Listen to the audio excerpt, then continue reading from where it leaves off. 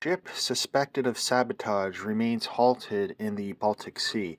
When two fiber optic cables were severed under the Baltic Sea last month, European officials acted fast, with some declaring sabotage.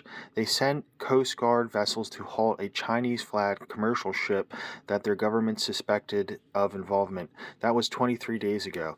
Today, the ship, the Yipeng 3, remains anchored in the Baltic Sea, watched over by a rotating host of Coast Guard vessels while Sweden, Finland, and Lithuania investigate.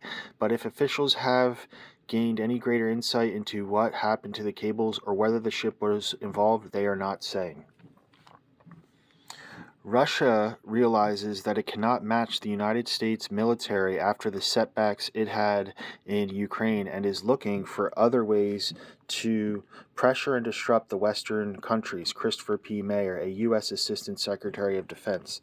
The Baltic Sea in particular has increasingly become a key arena for geopolitical machinations of various kinds, mostly related to competition between the West and Russia. NATO periodically scrambles fighter jets to intercept Russian military aircraft flying over the Baltic Sea, and each fall countries of the Western Alliance hold major naval exercises there called freezing winds.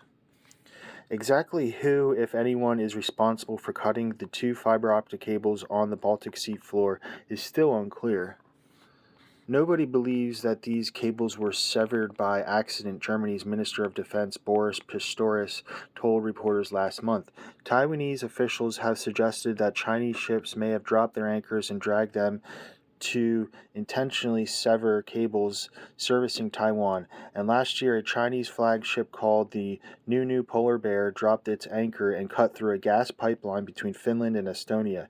That ship was allowed to sail into international waters before authorities had a chance to investigate. Officials appear unwilling to give the Yiping 3 the same opportunity. Calls to the company which owns the ship, Ningbo Yipeng Shipping, have gone unanswered, though Chinese officials have said the government is in communication with Denmark and Sweden about the case.